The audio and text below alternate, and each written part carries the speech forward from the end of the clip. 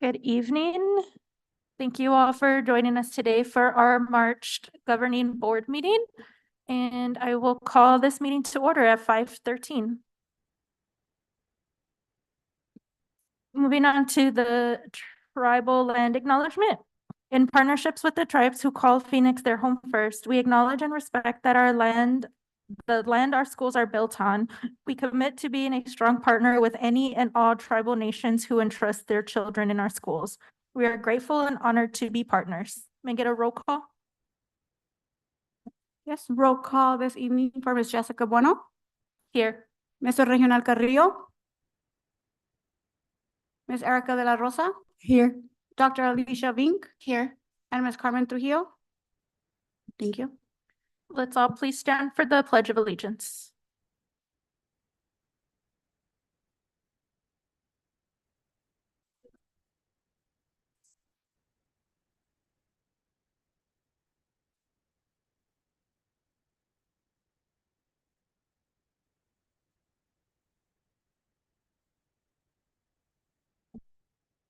Thank you. With that, may I get a motion to adopt our agenda?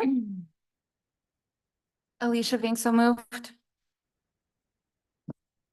Erica, I second the motion. Roll call for Ms. Jessica Bueno, Aye. Ms. Erica de la Rosa, Aye. and Dr. Alicia Vink. Aye. Thank you.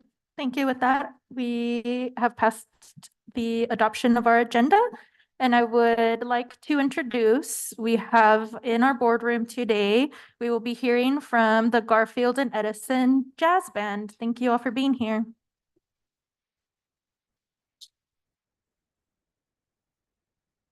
Thank you very much. My name is David Roll. I'm the director of the Garfield and Edison Jazz Band of Phoenix, Arizona. And we're glad to be here tonight. I just wanted to briefly state that what you're hearing tonight is a result of most of these boys, the Garfield boys, meet Mr. Sajian and I every morning, 30 minutes before school. And they just ask for more practice, which is great. And then we have Jordan here. He's just an exceptional child from the Edison School, so he's able to perform at our level. So thank you for having me. I'd like to introduce Mr. Gabriel Evans, who's going to tell you about this next song.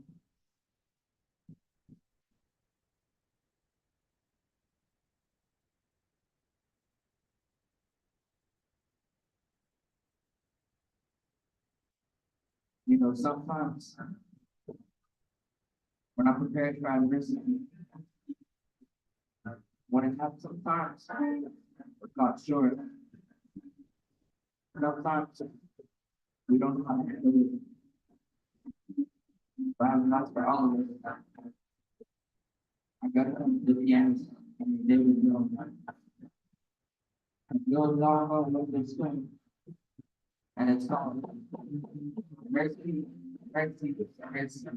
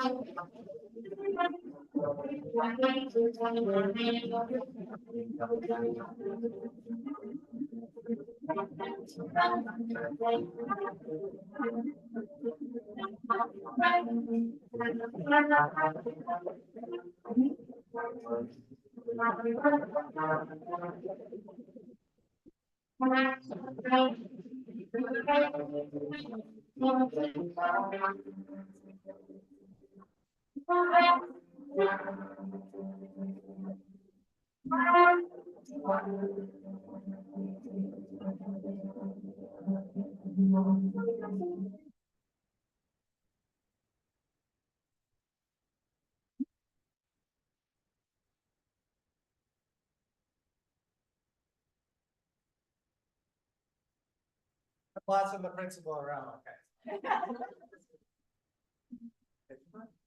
Oh. Yes.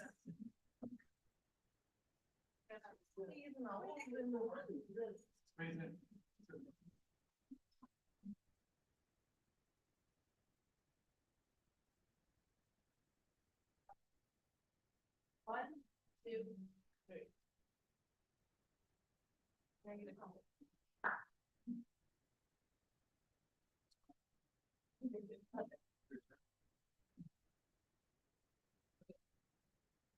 Wait.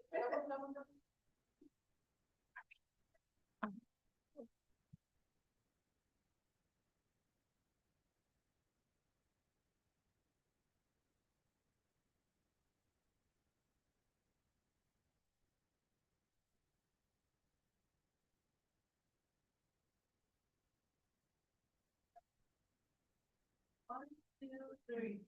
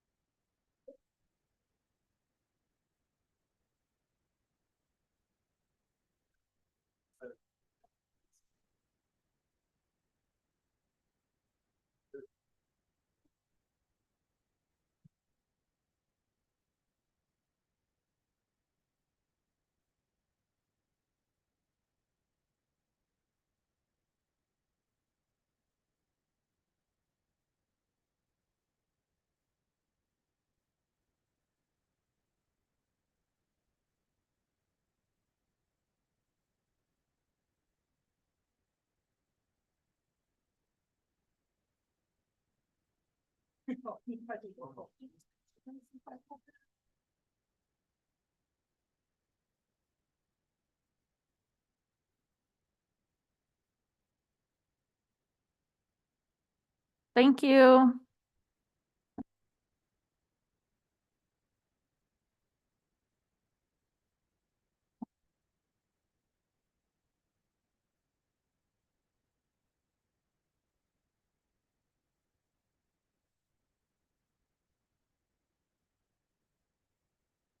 Great job, guys. We'll see you at the next show. Good job.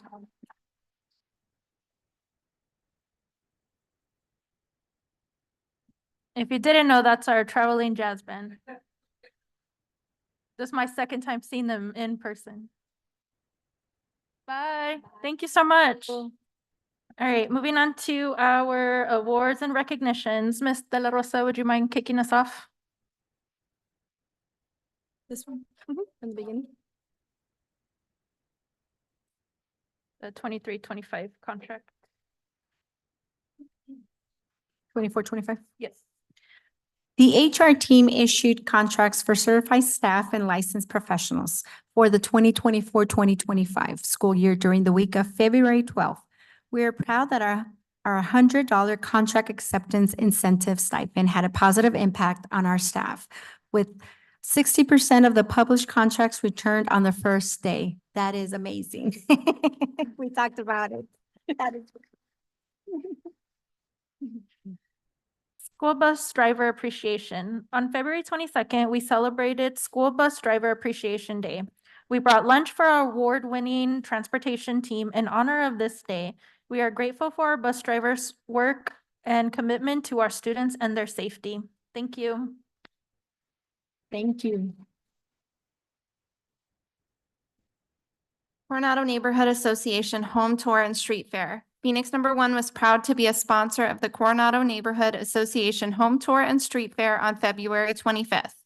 We opened our district office to the community as a stop on the home tour and also hosted a table at the street fair.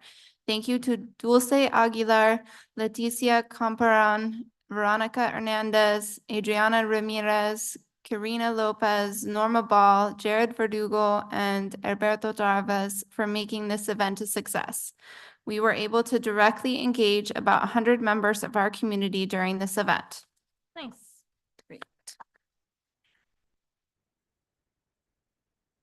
Life Changer of the Year nomination. Garfield Principal Jonathan Aviles has been nominated for National Life Group's 2023-2024 Life Changer of the Year Award. Life Changer of the Year recognizes the best K-12 educators and school district employees across the U.S. who are making a difference in the lives of students by exemplifying excellence, positive influence, and leadership. Kiana Ashley, who nominated Mr. Aviles, says, Mr. Aviles is the epitome of a life changer and has made a lasting impression on my son. He is a true gem. Those interested can leave a comment on the support for his nomination at www.lifechangeroftheyear.com. Thank you so much. Congratulations.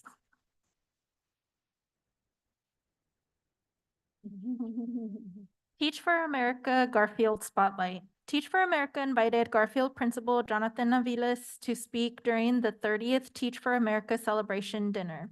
Teach for America also visited Garfield to showcase the amazing things their first-year core members are doing. We are so proud of the work of our teachers.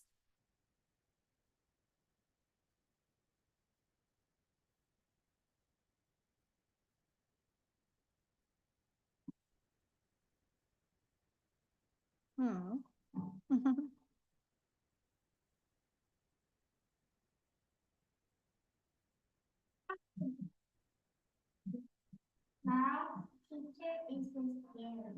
My favorite makes me happy.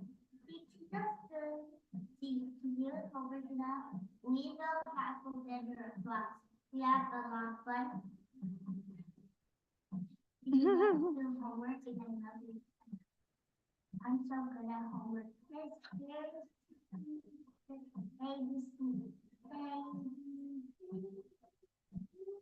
Four, that's four. She's how to math is not as teacher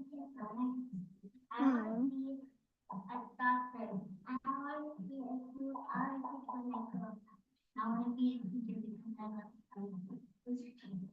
Mrs. Cecil. Yeah, I like about Mrs. Cecil is that she's really nice and that she brings us to Montana. What I love about Mrs. Cecil is we do a lot of math and reading, and I really love math. Is I want to do soccer bag. Thank you, Mrs. Cecil. You made learning fun. Miss Marie is our teacher, and she's like really nice, especially in school fun and very interesting. She pushes us to our bed, but she's also fun with it. Her class is hard, but I want to know. She does. Thank you, Miss Lene. Team action. My teachers are Miss Emma and Miss Chelsea. Miss Emma, she's energetic, she's a fun teacher. I like her class. I could be myself in her class. It feels good for your class. Being in her class feels like being in a safe and comfortable space. Just from the math. I like her class. I learned a lot. She's easy to talk to, like she's very like happy and energetic. She makes me happy. Thank you, Miss Emma. Thank you, Miss Chelsea. Thank you, Miss Emma. Thank you, Chelsea. Thank you, Miss Emma. Thank you, Miss Chelsea. My teacher is Miss Rose. Miss Rose is a very kind teacher and she cares about us. She's very kind and she's very helpful. Miss Rose makes me feel happy, excited, and excellent. By giving us motivation or guiding us, she always loves us. She calls us her sunflowers. She takes care of us. And then we sprout into a seed and then we start growing. Thank you, Miss Rose. Thank you, Miss Rose.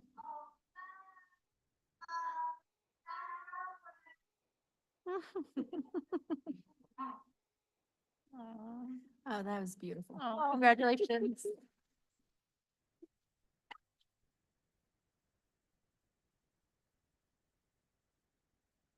Well, that was so beautiful to see. Moving on to our current event summaries, superintendent's report. Good evening, Madam President, members of the board, and our cabinet members, and all of the members of the community that are viewing and are present in our boardroom this evening. This month, we are celebrating women's history as well as the history of the city of Phoenix. We know that by integrating history into our curriculum, we are helping our students find themselves and the stories of their families in our own history. That's why it is important for us to have a comprehensive and accurate portrayal of historical events told from a variety of different perspectives. Learning about the struggles, the achievements, and the resilience of those who have shaped our society fosters deeper understanding for diversity and for gender equality. We're proud to celebrate the legacies and contributions of the women who have paved the path for us and to celebrate the rich history of our city. This month, our Governor Katie Hobbs declared March to be Arizona Procurement Month. We're very happy to celebrate our amazing procurement team who have been working to ensure our logistical operations and supports are clear and efficient. Their work helps ensure that we are meeting state and federal rules for procurement and that we are getting the best products and services for our students in the district. Thank you to Sarah Morales, Leslie Pena, Mario Romero, and Maria Rodriguez. Last week, we had our Arizona Department of Education audit for our English Learner Program. Monitors from the Office of English Language Acquisition Services visited the schools to monitor whether we were following state and federal laws and providing instruction for emergent bilinguals. Not only did they visit classrooms at Capitol, Edison, and Heard, they also reported that everything was in compliance, and they spent time at our newcomer center at Dunbar. And we are pleased to note that they found the newcomer center to be an ideal model and something that should be replicated around the state. Congratulations and thank you to our language acquisition team led by Mrs. Marilu Gonzalez, the support and work of Mrs. Sarah Irizarry, and to all our EL interventionists and all of our principals who are ensuring that we're following the program rules with fidelity to ensure that our children are learning and our outcomes are on target. And for those of you who want to join our Phoenix #1 team, you are highly encouraged to do so. We're hosting a hiring fair tomorrow here at Emerson Court from 4 o'clock to 7 p.m. We're looking to fill a variety of positions throughout the district, including teachers, instructional assistants, plant services positions, child nutrition, transportation, peer aides, substitute teachers. We offer competitive salaries, great benefits, and absolutely phenomenal students and hardworking, welcoming colleagues. I look forward to meeting you all there. Madam President, that concludes my remarks. Thank you. Any other board members have any updates, reports? Nothing for me. Okay, I would like to share that, since our last meeting on February 20th, I attended the next day, February 21st, to our Phoenix Reimagined Committee, and I just want to thank everybody who's involved in those committees. There's 3 different committees that came out of that main committee, so thank you all for your volunteerism and making sure that we're headed in the right direction as a district. And then on Saturday, the 24th, we had our board retreat. So thank you to all of those who attended. We worked on our mindset practices and just regrounding us in our student outcomes focused governance model that we have adopted. And last Friday, March 1st, celebrated Read Across America at Capital School. So thank you to Ms. Di Santiago and Ms. Miramontes for inviting me to read to the 3rd graders. They were such a joy. They behaved so well and they were just so interested in my life. So I just enjoyed letting them know what the governing board is all about, our district as a whole, how many students we have. And they were so fun to be with. And we read around 5 books, I think we got through. They're just like, more books. Then I was gifted a card and they wrote in the card. So that was really nice. But thank you again, Read Across America. I ran into a lot of celebrities while I was in the lobby. So thank you to some of our newscasters, some of our elected officials, and thank you for such a well-coordinated event. And special shout out to the middle school volunteers that actually escorted us from the main office to the different classrooms. They did such a wonderful job and were also interested in conversation as they were walking us over to the classrooms. But so good job, everybody. And then I just want to wish everybody a spring break next week. No, it's well deserved. And I hope everybody is safe. I know it's getting warmer out there, so please make sure to drink enough water. And if you are near water, please wear your life jackets and other safety measures. So please watch our children, and we will see you when you get back on the 18th or 19th. 19th? Okay, thank you. Moving on, we are moving on to our student outcome focused governance. So as I mentioned, we have adopted this framework over a year now, and this is just a quick presentation to get us grounded in our work because we are about to progress monitor our board goal number 1. And we work off the premise of student outcomes don't change until adult behaviors change. And these are the 6 competencies that keep us all aligned as a school district. We focus on our vision and our goals that we gain from the community, the values and guardrails, our monitoring and accountability, communication and collaboration. And last is our unity and trust and continuous improvement. Our board goals are around, our first 2 goals are around early childhood literacy and mathematics. Our 3rd goal is for our English learners, and the last 2 goals are for the middle school literacy and mathematics. We also have superintendent guardrails. We have 5 that help the superintendent reach some goals, but also stay within their parameters. And the board also has goals that we have adopted 5, and we will be reviewing number 2 later on this evening. And these also help keep us in alignment. And that's it. Pass it over to Dr. Gonzalez on our discussion on board interim goal 1.0, 1.1, and 1.2. Thank you, Madam President. So this month, we put together a slide deck that's going to help hopefully track what the board questions are in relation to the questions that are being asked. And so Randy, if you'll put up the very first slide, this is a reminder and setting the context that when we're looking at our monitoring goals, these are interim goals that are set around our bigger goal of early childhood literacy. And so these are the 3 interim goals that we're going to be looking at this evening and discussing. The bigger goal is the long-term goal that we are going to make sure that in early literacy, we are moving from 25% passing the 3rd grade AASA to 40% passing the AASA by 2028. That's an aspirational goal that's going to take time, but you can see we have benchmark goals every year, or annual benchmark goals that we're striving to hit. The interim goals are designed to help us be predictive of where we go next. And so you can see in our interim goals, we're looking for our kindergarten students to be on track from 64% in spring of 2023 to 70% by spring of 2024. For 1st grade, we're looking for students to be on track from 41% in spring 2023 to more than 50% by 2024. And then the same is true for 2nd grade, on track from 41% in spring of 2023 to more than 50% by 2024. These goals are measured using our Ames Web Plus, which is a measure of reading fluency. So if now I'm going to excuse me, I'm going to turn it over to our board member questions.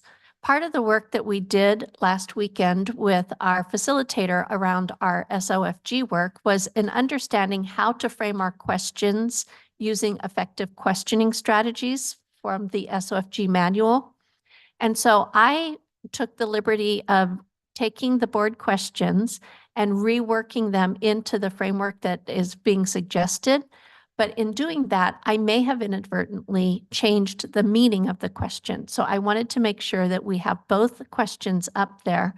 Our board members did have a chance to look at this over the past weekend, but just to be sure, I want to make sure that we're very, very clear about our questions. And then I'm also going to call our experts, Dr. Lloyd, who is our Research and Assessment Director, Dr. Galetti, who is our Director of Curriculum and Instruction, our principal at Capitol Elementary, Ms. Kirby Botts, and our reading and assessment coordinate specialist. I've got to get on titles. Caitlin Fagan is going to be up here helping to answer the questions. So our first question from President Bueno was, please explain more of what is currently happening. I would like to understand more about our ratings for kindergarten, 1st and 2nd grade data are decided on. So we reframed that question to say what skills we are assessing for this, what skills are we assessing for this monitoring report to determine whether our K-2 students are on track, and to what degree should we expect students to know these skills to predict we will hit our annual target for the interim goal and predict where we will hit our board, whether we will hit our board goal number 1. So Dr. Lloyd, do you want to start? Yes, and I believe there's a clarification. I believe this was President Carmen Trujillo or Vice President Carmen Trujillo's first question. So to respond, and she's not here to help clarify if we're off the mark, but we're going to respond with what we understood. So the on-track ratings that you see in the report are based on required measures that are needed for Move On When Reading legislation here in Arizona, which for kindergarten, that includes a measure called letter word sound fluency and another measure called phoneme segmentation. For 1st grade, it's nonsense word fluency and oral reading fluency. And for 2nd grade, it's oral reading fluency, vocabulary, and reading comprehension. And what we're looking at is seeing if they are at the average place for their grade level at this point in the year, which the 30th percentile is where Ames Web Plus says that they are at least above average in their reading abilities for that specific measure. So that is the cutoff that we have used to determine if they are on track and to help us have an idea of the percent of students who are on track versus who are still working towards that in their proficiency. And I'm going to turn the time over now to Caitlin to speak, or Ms. Fagan to speak a little bit more to that. Thank you, Dr. Lloyd. So I just want to talk a little bit more about an instruction and how that correlates to the assessments. So when we think reading instruction and effective reading instruction, we always talk about the 5 pillars. And all of our assessments cover those 5 pillars, and that came out of the National Reading Panel research that went on back in 2000 and has since forth really driven this science of reading backed professional development and learning for our teachers. So like I said, the different parts that Dr. Lloyd talked about, the letter sounds, phoneme segmentation, oral reading fluency, nonsense word fluency, which is basically just a decoding assessment. It sounds crazy, but it just tells us, can kids decode words if they don't know them right away? Along with vocabulary and reading comp are all explicitly taught during our tier 1 instruction. So that's whole group in their classroom with their classroom teacher on grade level. And we're using the district approved resources for that. So in our instruction during that tier 1 time, as long as we are doing it with fidelity and focusing on these areas, those areas are going to be assessed. We should see improvement. In addition to that, the measures that Dr. Lloyd talked about is also how we identify students who may be struggling and maybe in a specific area, so maybe on one of those assessments, and then we provide interventions for them based on those measures. And then I'm going to have Ms. Botts talk a little bit about what they do at Capital, similarly to what I just spoke about. Yeah, thank you for having me and for allowing me to speak a little bit about what we're doing at Capital. So I've been able to see over the past 5 years, we adopted the 95% group curriculum, and I was one who actually spearheaded it, and I actually taught some of the lessons. So I'm really passionate about this instruction for our students. So in addition to the tier 1 instruction, we also include our Walk to Read program, which supports our students at a very specific level. Like when I think about reading instruction, sometimes you feel like a doctor because you're looking at so many different things that influence their success in reading. So I've been able to see my students grow because my teachers have really taken on the letters training. They've owned it. They've been able to form some cohorts and been able to collaborate together.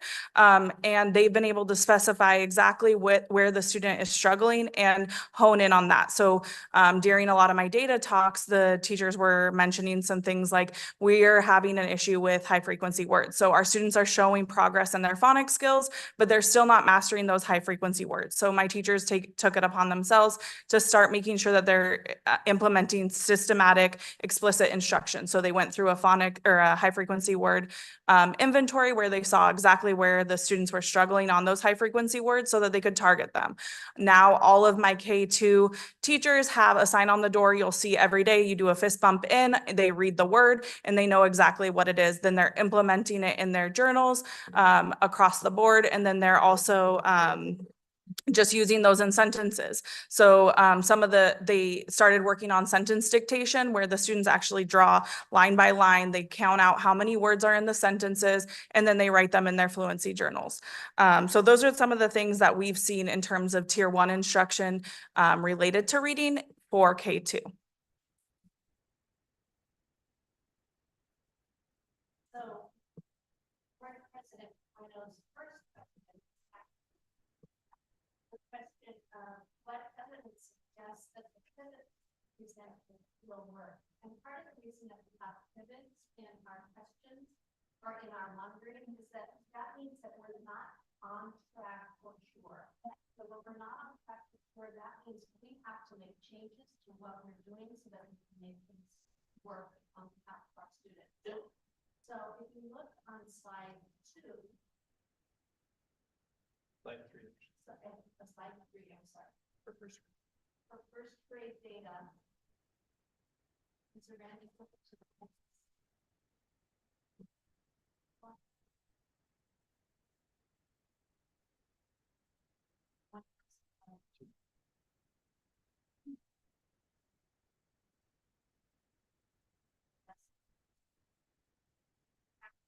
Slide back.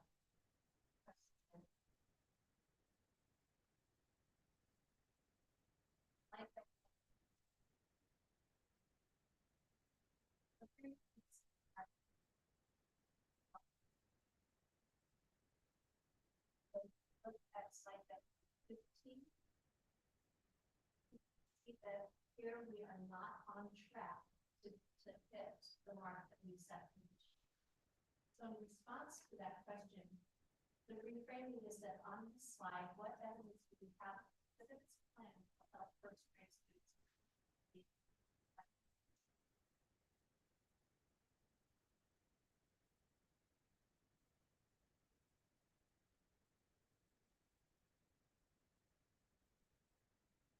This is a nice little segue from the last question. They're related. So again, going back to that explicit systematic instruction, tier 1, which is whole group at grade level with a classroom teacher, and then using the programs that we have in place with Fidelity. So not straying.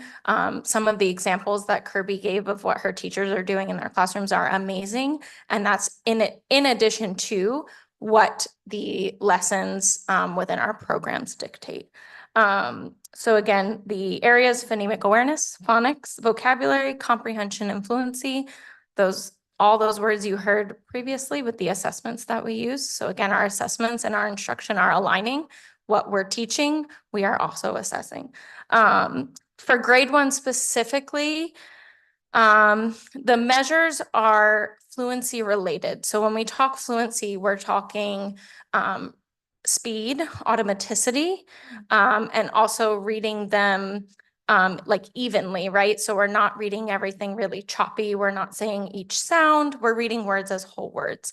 This is really hard for kindergarten. Kindergarten starts working on, hard for first grade. Kindergarten starts working on it a little bit towards the end of the year as they're learning to start to read some words.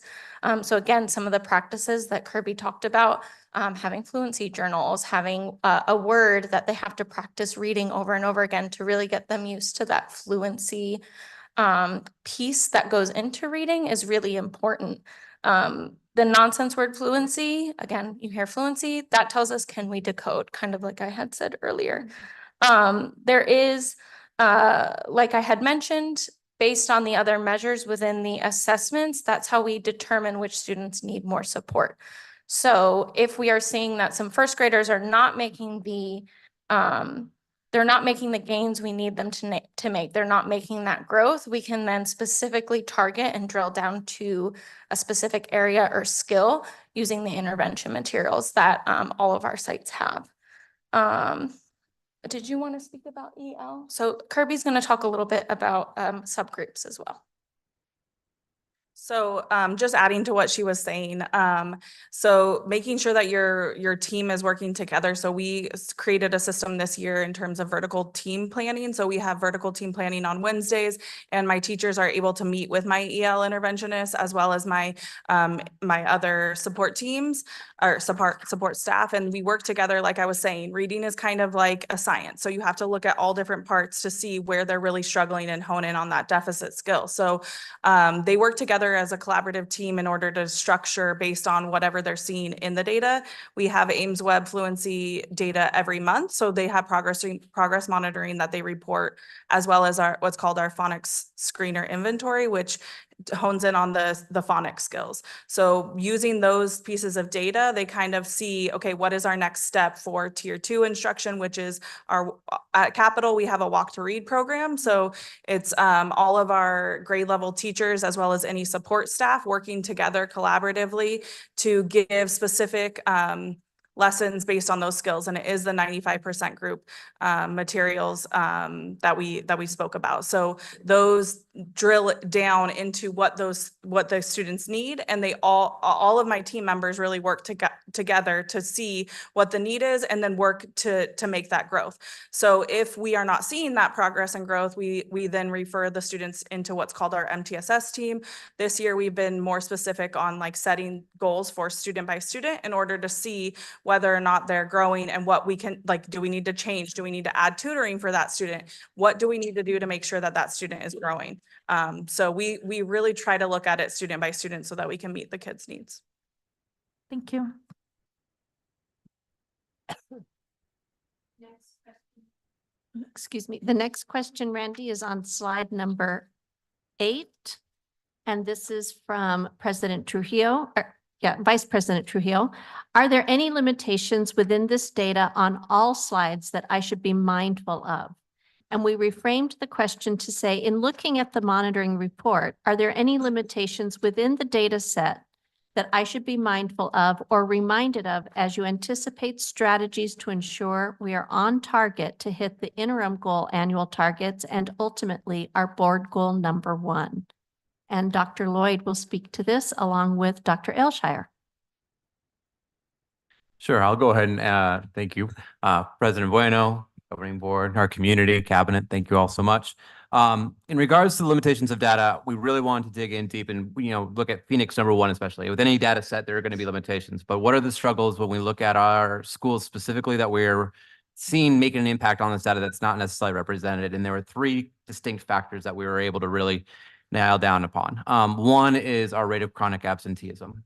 This is a national epidemic, but we are certainly in the midst of it as well in Phoenix number 1, and we are working diligently. While we're seeing improvements from this year to last, this year in comparison to last, we still are working with behind that 8 ball and really trying to develop the wraparound supports for our students and supporting them in being in the school, because we know that students who are not in the classrooms ultimately aren't able to be served by even the best teachers and the very best intervention. So that is something that any one of our staff and teachers in schools will tell you is a continual area of focus that we're doing.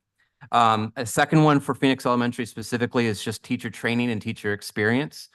We know that we've got a large number of teachers that just haven't received the level of coaching, the level of training, the level that would require that takes years to actually build in an employee. I applaud the work that Principal Botts is doing with her teachers. That's really what we're trying to do in all of our schools, is that job embedded professional development. We as a district can provide all the things that we want to over the summer and weekends and so on and so forth, but it's really building that sustainability of job embedded professional development and coaching that needs to happen.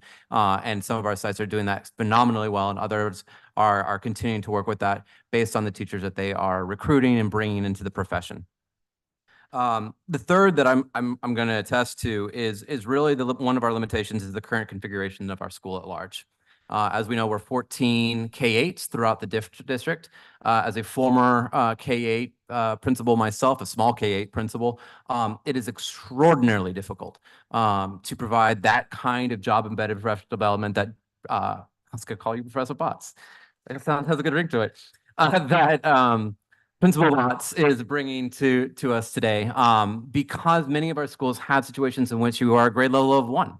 And so when you are a grade level of 1, with no other teachers to collaborate with, to learn from, to desegregate the data with, it becomes truly a monumental task to do some of the work that's being done at our school sites in terms of that job embedded professional development. So as we look to the future for Phoenix number 1, and what we see being best research practices that we are struggling to implement, a lot of it comes down to some of those configurations. So those are some specific to Phoenix number 1 challenges that are not necessarily represented in the data, but are certainly impacting the data itself. And for the quantitative piece, I'll definitely turn it over to my very good friend, Dr. Lloyd. All right, thank you, Dr. Elshire. So a couple of things, right? Within the SOFG framework, they want us focusing on a single data point, within the data set that we have, right? So we're only presenting in this case, this level of students who are proficient, right? We're missing those who are near proficiency and those who are far below proficiency, and sharing those levels and the amount of change within those levels, right? And that's important to recognize, because as teachers and leaders, we have the most impact over growth, right? And so we're trying to grow our students at the right rates so that they can move those proficiency levels and get to on track. But that's not part of what you get to see with this data set. So I wanted to bring that up, because that is something, like Ms. Bott said, Principal Bott said, right? We have to make sure that we know for each student what they need to grow and to be on track. And most of the time, especially when they're below grade level, it's going to be more than a year's worth of growth, right? So we're trying to set those goals, make sure we have plans, to Dr. Elshire's point, not just for the academic skills and knowledge, but also overall behaviors and beliefs and skills that students are going to need to be successful coming to school, which includes getting to school on time, ready to go, and other skills that are needed just to be a good student and to know how to learn and not just what to learn at school. Our next question is from Vice President Trujillo, and she's asking, who is struggling the most? And this is actually question number 5. And then we reframed the question to ask, based on this progress monitoring report, who do we see is currently struggling the most to reach our annual targets for the interim goals? And so again, if you look at slide number 13, you can see the goals here, and you can see this broken down for each grade level, and you can also see it broken down by school. You also see why we're very proud of the work that Capital has been doing in helping to change the trajectory of learning at their site. So we're going to turn this question over to Dr. Ailshire. Thank you. As my colleagues really clearly pointed out at the very beginning of this presentation, the assessment itself is really keyed in on aspects of phonemic awareness, vocabulary comprehension, fluency, right? So if we know that is what the assessment is really gauging and what we are monitoring, the obvious question is, what is happening in the classrooms where the students are not receiving that directly, right? So there's a couple of different things that link back to what we discussed in some of these classrooms. And again, being mindful that in some of these classrooms and some of the data set you're looking at a classroom of 1, right? This goes back to what we were just discussing, that you may be looking very well just at a teacher. And so we want to be really clear and explicit about that. That being said, in some of these instances, we can find very clear links between the amount of coaching and training that these teachers have in this classroom to do just this very type of work. And again, leading to the need for those instructional leadership strategies being outlined in our presentation today of how we can bring that to the forefront in the day-to-day practices that are happening in the classroom, because we don't have the luxury of simply saying we'll pull them out in the summertime and provide that professional development. We have to take it very, very seriously, and our leaders have taken it very, very seriously at the school site level. So in classrooms in which that coaching or that training on how to provide that phonemic awareness, vocabulary comprehension, fluency support to students in their tier 1 instruction, because in those classrooms that are struggling the most, it's not just 15% of the students aren't understanding it. It's 93% of the students are not being successful in it. So it becomes really an issue of how it's being implemented in the day-to-day instruction, not the small group pull-out, not the interventionist, but in the day-to-day, what's going on and how are those teachers impacting that early childhood literacy and comprehension. The other one that we were going to point out is in some of these cases, it lends itself to the program. The program itself may be problematic, and it's not teaching explicit English instruction or phonemic instruction. And so some of those programs, such as what has been highlighted in terms of some of our DLI practices that we're looking to take a second look at and re-examine to really ensure that those are hitting the mark for all of our students.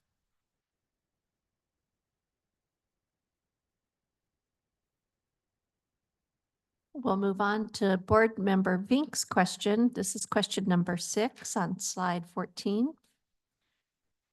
She asked, are there changes being made to the ELA, which is English Language Arts, instructional model for next year due to funding? If so, what evidence do we have to support this model getting us to our goal? And so we reframed the question to say, as I look at the progress monitoring report and see first grade in danger of not reaching the annual target, I wonder if funding losses from ESSER and state title allocations could impact our ability to provide necessary supports to ensuring all children are able to make the annual growth we need to reach board goal number 1. And this question will be answered by Dr. Ailshire, and I will chime in. Please do. At this time, we don't have any changes happening to our ELA instruction, our model of instruction, resulting as budget changes. In fact, we're looking at in the coming weeks a pending board approval, new adoption of an ELA curriculum, which we believe actually will address some of the very things that we're pointing out right now in terms of the explicit phonemic awareness strategies and really targeting those EL strategies in a concrete way.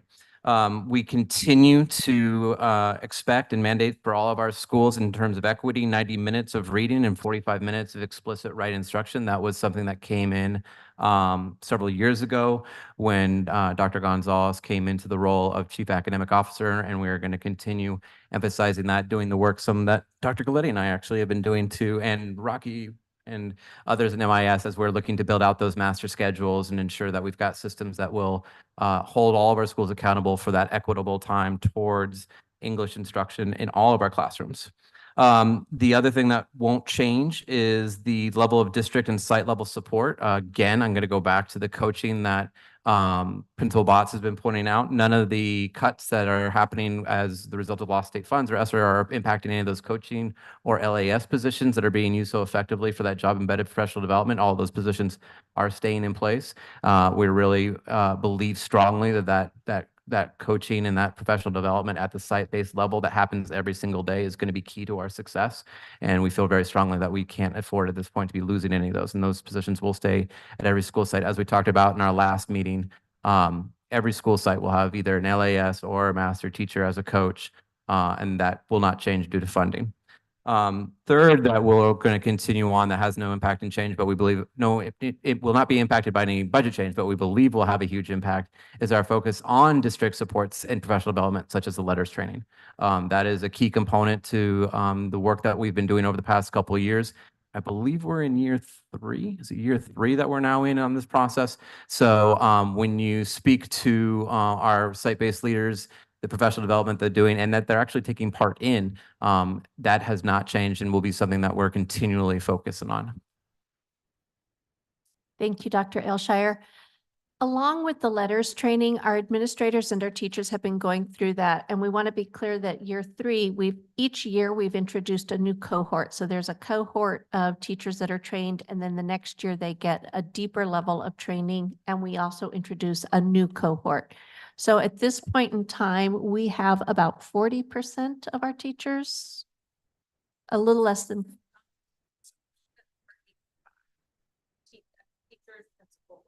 So about 37% of our teachers have gone through at least the first phase of this training. And this training is based on the science of reading. It's very well regarded and very deeply researched. So it's one of those, and as Ms. Fagan just mentioned, it's our teachers and our principals who are going through this training because it's important for our principals, as Ms. Botts has shared, to understand the science of reading and understand what we should be looking for in the classroom and how we can support our teachers. Just as our teachers are being asked to support learners, our principals have to find ways to support our teachers because our teachers all come in at different levels of understanding. Additionally, we are taking the mindset work that we did with our principals was it last week? 2 weeks ago? 2 weeks ago. The mindset work that we did in really coming back to that I am the genesis of transformation and student outcomes don't change until adult behaviors change. And we're using that as the framework that we're going to use to continue to provide direct support to schools. But part of that is not only our principals went through the mindset training a couple weeks ago, along with our IEISs and all of our academic leadership team. Now we want to take that down to the site level and continue to put that into the vernacular of the work that we're doing and using our data. So we're going to, Dr. Lloyd has been building dashboards for our teachers and our principals. Our principals will be able to see where they are in this work prior to us even putting together our monitoring reports so that they can see and then they can drill down teacher by teacher.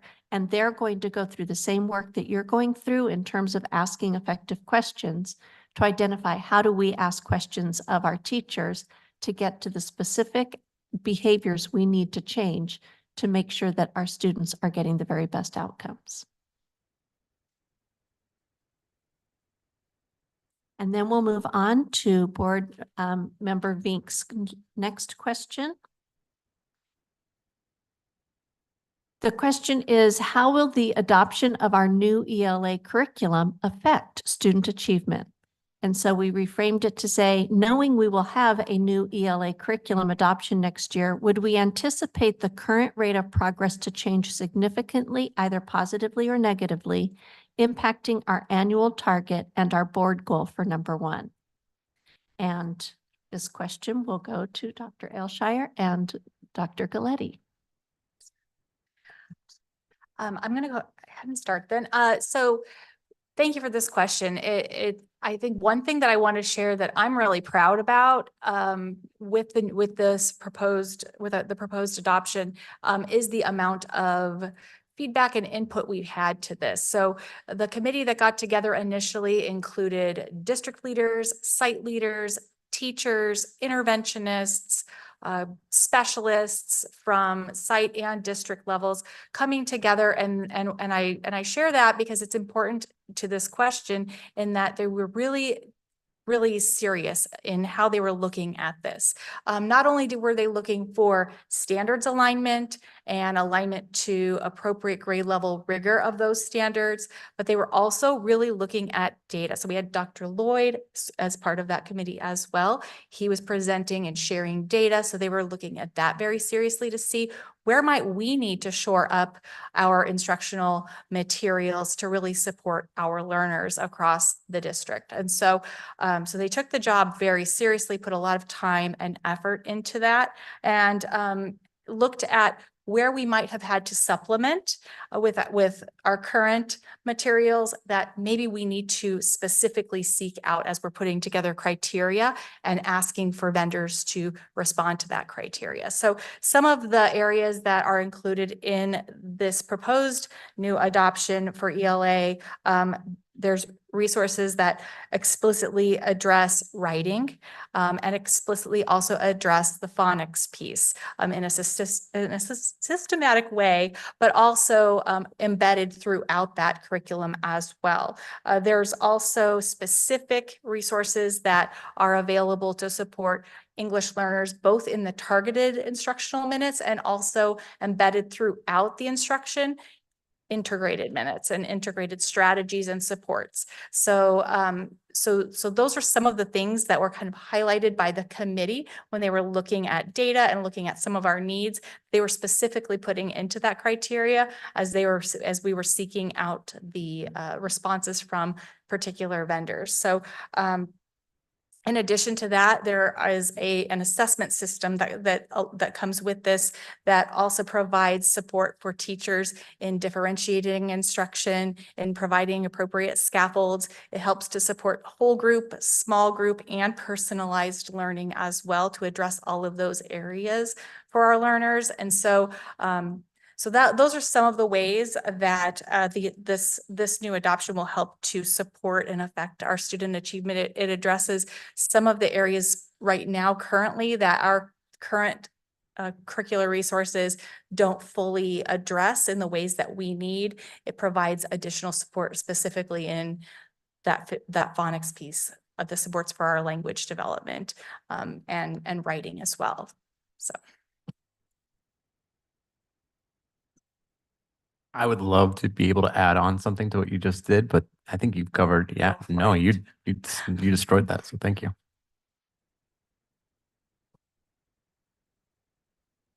That concludes, is that true? No, you skipped my second question. Oh, I'm sorry. I combined the two questions.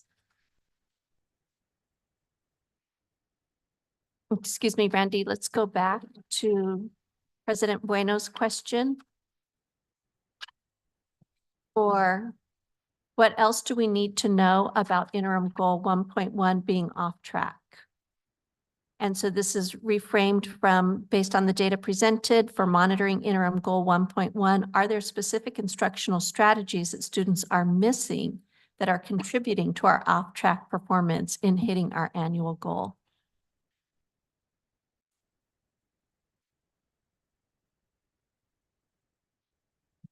Can you put that question back up for just one moment? So this is the question of what specific instructional strategies are students missing that are keeping our students from being able to hit the goal in first grade? So some of those specific strategies that we're really looking to support is around that small group instructional time. What does that look like? What resources are we providing to our students to ensure that they're receiving that small group instructional time, and helping our teachers to provide the supports that they need in order to make that happen within the classroom. So in addition to that whole group instructional time, how are they then taking that content, breaking that down and providing that small group, and then spending also some time to provide that personalized learning so that our students are receiving the instruction at the level that they need from all of those different methodologies. And then do Caitlin or Kirby have anything to add in terms of instructional strategy? I don't have anything to add for instruction, but I can talk to the assessment a little bit. So the jump in first grade from fall to spring, the at-risk number, which is not the 30th percentile, it's a little bit lower than 30th percentile, is 30 words in the fall. So in August, September, we're expecting first graders to come in able to read 30 words in a passage in 1 minute. By our winter benchmark, they're expected to read, it's like 58, I think. So they're expected to double their rate within only 3 to 4 months. The jump from winter to spring is not as big. They're not expected to go from almost 60 to 90 words. I think it's about 75. So keeping that in mind, and keeping in mind that some of our students maybe don't even they come to us right in first grade. They didn't get that first year of instruction. We have a lot of ground to cover from August to December, but we can use that time from December to about April or May to really catch them up to where we need them to be. Dr. Lloyd had some numbers in our notes that first grade proficiency is not that far off track. So kind of going back to what he talked about, when we're only looking at one data set, we sometimes might miss something that will fill us in a little more. So knowing that last year we grew 22 points from winter to spring. So kind of talking about how that jump is so big, fall to winter, not as big winter to spring, we can really cover some ground, especially January, February time. That's really when things kind of start to kick into high gear in first grade. And did you want to add anything, Dr. Lloyd? All right, thank you.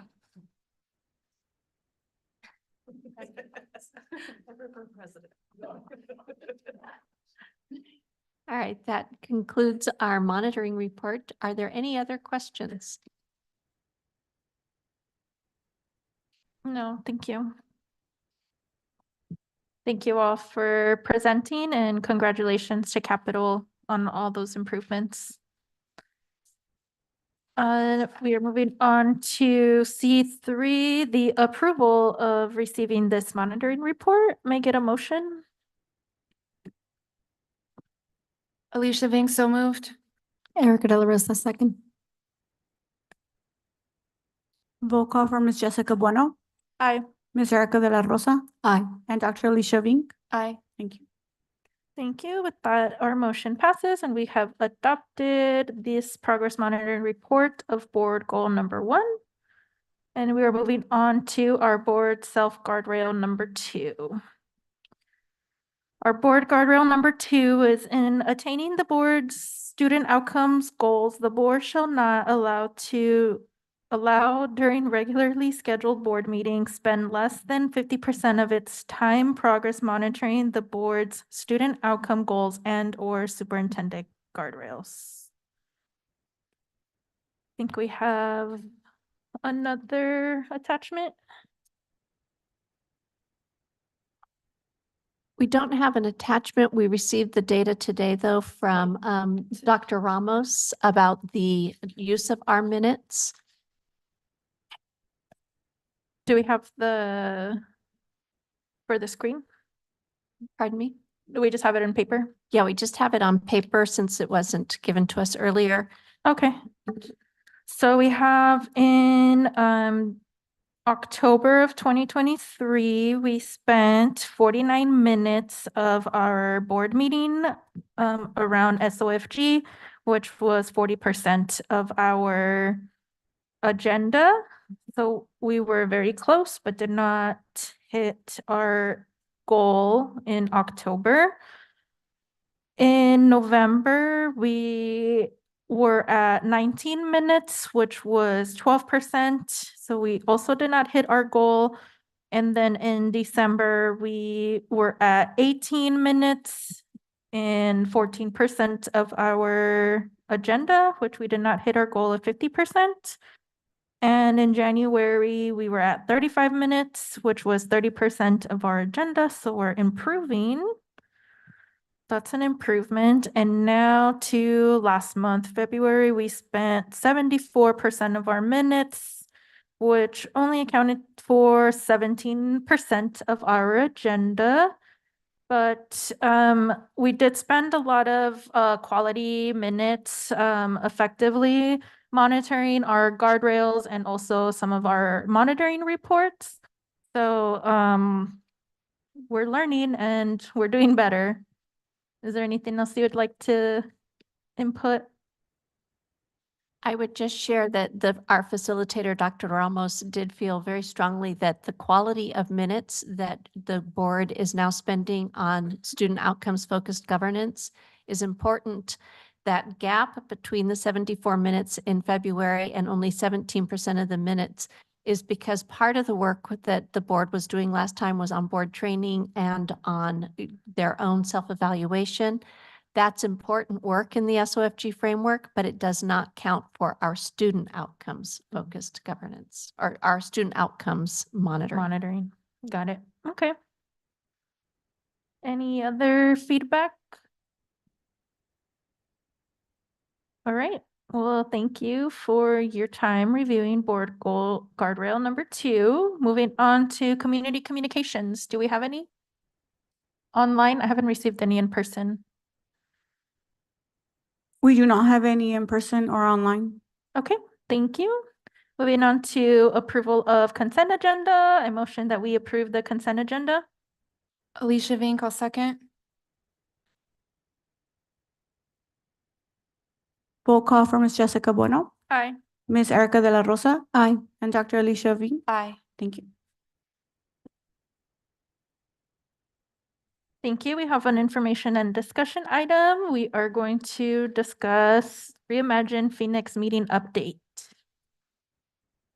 And for this meeting, Mr. Manley will be presenting for us. Mr. Manley, yes, thank you very much. Governing Board President, Governing Board, Superintendent, and Community. Well, before I start, thank you for your kind words, President Bueno, and thank you for attending. I believe Member Correa was also in attendance. We were going to take, we were going to take a look at, I'm going to try to get this right. I keep calling it the wrong name. The Reimagine Phoenix One, or RP1, community input group that we have been hustling over since January and planning a little bit before that. We had our kickoff meeting on the 18th. During that meeting, we had a robust discussion about the outcomes that we were going to focus on. We shared that we were going to be breaking up into 3 subcommittees, creating shared spaces, creating learning opportunities for the future, and educating the next generation's workforce.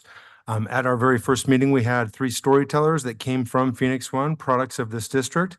We had Principal Fuentes, our G Road 501c3 partner, Mr. Stanton, and our educational leader in IIS, Ms. Sumida, shared their stories about the importance of having a robust public education system in the heart of an urban center like Phoenix #1. And then we drafted that should say RP1. That's where I messed up in it's not Reimagine, Future Phoenix One, our RP1 vision.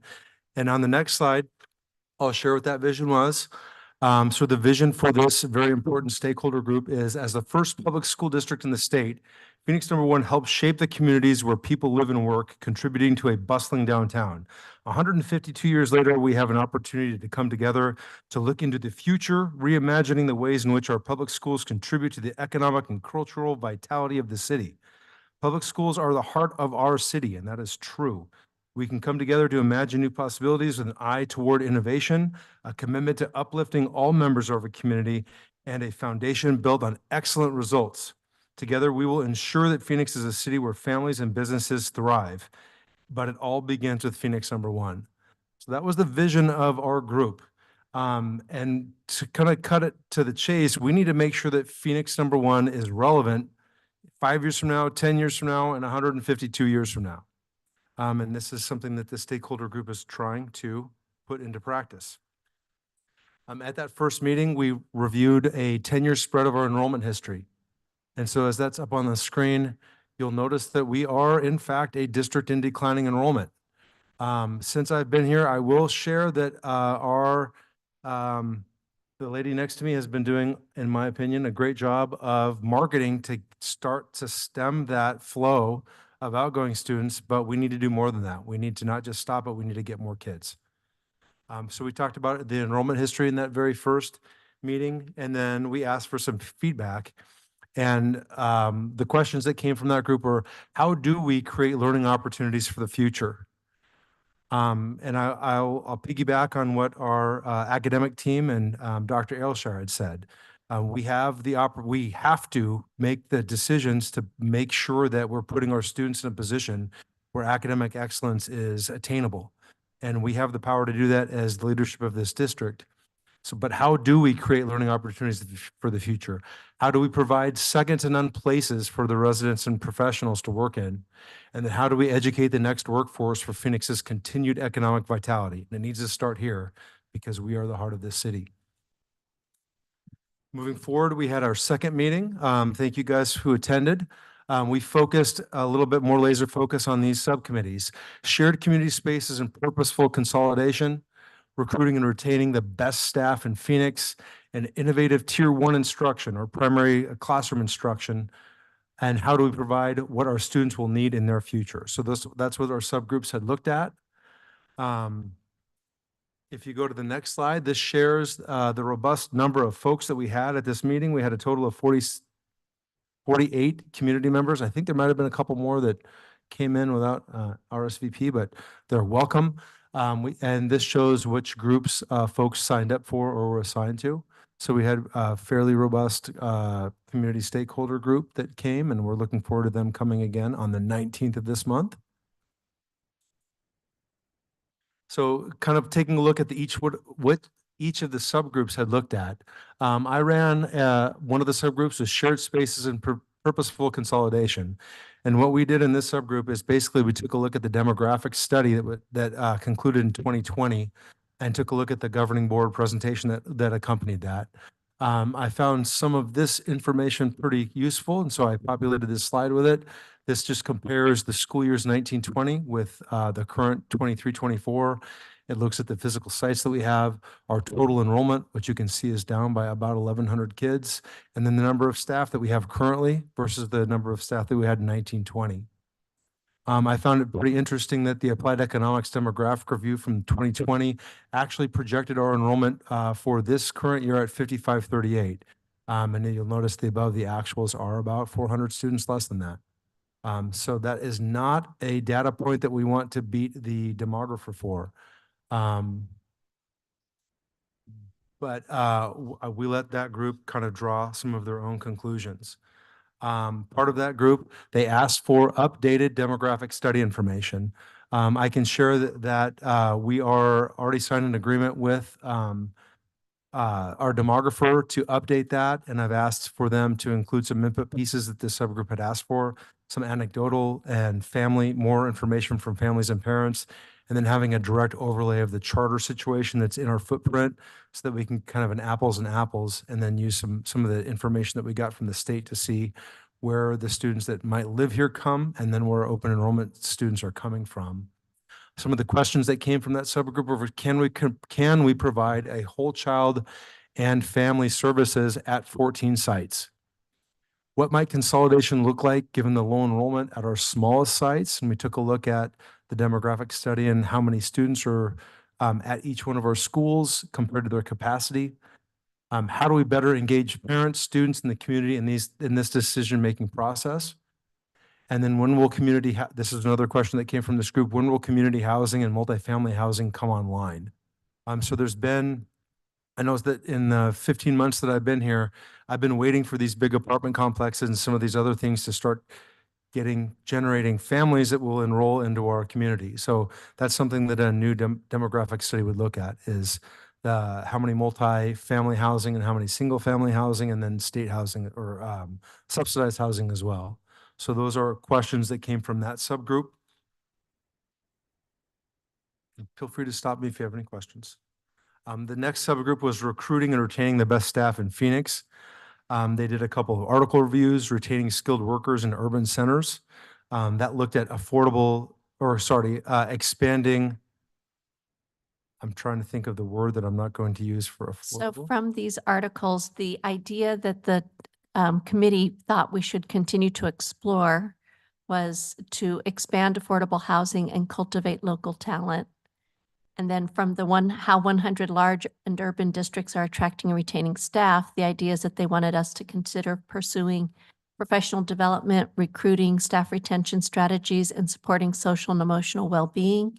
And then in the Spark report, affordable workforce housing or attainable housing using district properties. Yes, so taking a look at attainable housing, that was something that the repurposing committee will be looking at as well. And then the last group was innovative academic programming. In that subgroup, they looked at developing learner profiles and some literature surrounding that, designing programming around the needs of the learners in our communities, and identifying the strengths and interests of our students to help drive that kind of change. Learner profiles that can influence creating robust Tier 1 programming. Again, Tier 1 programming is where we're going to see the greatest growth, focusing on that, classroom instruction, direct classroom instruction. And that asked, how do we create programs that engage, challenge, and prepare our students, not just now, but in the future? What do we want our students doing before, during, and after school? Those are the most dangerous times for our kids. Hopefully not the during part, but definitely the after school part. I know as a principal, that's when I worried about my kids until their parents came home from work. And then also if you look at our footprint, medical, business, civic engagement, government, technological, service industries, all these things are present in our footprint. How are we capitalizing on those partnerships to make them understand that we are the heart of the city and we need to be relevant, and how can they help us and how can we help them produce their next workforce? So in closing, some next steps, we have our next meeting on March 19th. We're going to be looking for producing actionable steps to move this ball forward. And again, to produce actionable recommendations. And we've been sharing some articles around these topics. And then the Reimagine Phoenix One at phoenixschools.org is the mechanism that we're using to get input from our community stakeholder groups. And you might there's kind of a theme that would wrap the academic necessities with the materials that we're looking at with this subcommittee. So the point is we need to do everything that we can as the adults in the room to make sure that our 5,000 kids are learning what they need to learn in an environment that pushes them to success in high school and in life. So this is the opportunity that we have to do that. I'm looking forward to the 19th to see what input we get from the community. And with that, if you have any questions, you feel free to ask them, and thank you for your time. Thank you, Mr. Manley. Do we have any questions? I just have one. I'm just wondering how, I did see that there was a question in there about engaging more of the community and our students and their families, but how were the committees chosen so far? Like, how did we? The committee the members self-selected which committee they wanted to be part of, and the committee comes from the overarching vision and the things that we have control over. So from that very first meeting, we gathered ideas from everybody and put them into 3 large groups, and those are the committees. I'm sorry, I don't think my question was clear. How did those people get into the room? How did we decide on the people that came? Sure. So before this even became a committee, we basically set a group of administrators and principals, and we basically made a list of everyone we could think of that would want to have input. And then not only did we ask them, but we asked them who else needs to be part of this group. So if we had that back on the slide, if somebody is listening on YouTube or a part of our community, email that email address and we will send you an invite to the next committee stakeholder group. So it really was a number of brainstorming events that led to trying to identify the full scope of folks that might want to have input towards this. And then we invited, I think about twice as many folks as were here. We had a pretty good showing, but we're looking to expand that as well. And so if there are any ideas about how we could go about doing that, we would certainly entertain those. We've also gone to school sites and met with the cafecitos and parent groups to help ask them for their input and their feedback. And then we've also done a lot of marketing around giving people the opportunity through our QR codes to give us input at the Reimagine Phoenix.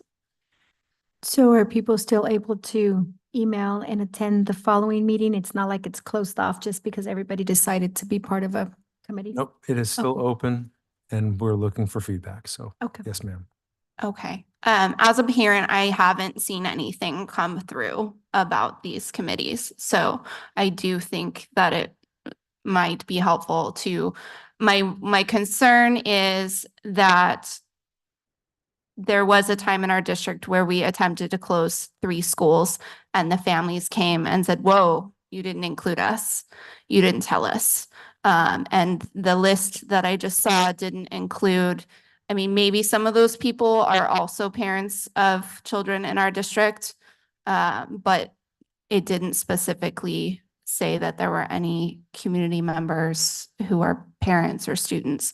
So I am worried that we will get too far into this process and not have engaged families in a way that's accessible to them. I don't know how many families are watching this tonight, looking at an email address, knowing that they should reach out. So just my thought. Thank you. Is there a projected timeline of when the committee will be completed? It's open-ended. I think we scheduled it for the remainder of the school year, but that wouldn't prevent actionable recommendations from coming forward during or after each meeting. But we don't have a terminating date for this as of yet. Okay, thank you. And then can I request that in the board update, we get those study reports that were shared at the committees? Yes, we'll include all the articles that were shared. Perfect, thank you. Any other questions?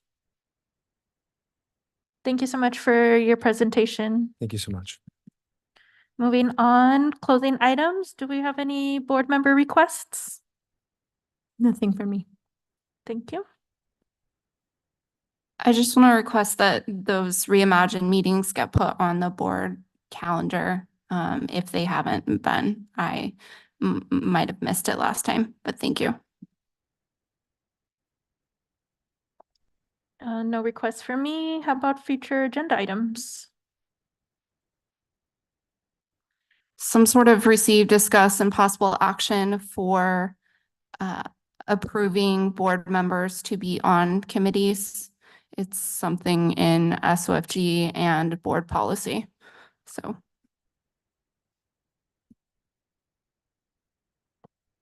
And can I get a motion for adjournment? Alicia Vink, so moved. Erica De La Rosa, second. Roll call to adjourn for Ms. Jessica Bueno, Aye. Ms. Erica De La Rosa, Aye. and Dr. Alicia Vink. Aye. Thank you. Thank you. With that, our March 5th meeting is concluded and we will meet again on March 26th at 5:15 here in our district office. And please enjoy your spring break. Bye. Thank you, everyone.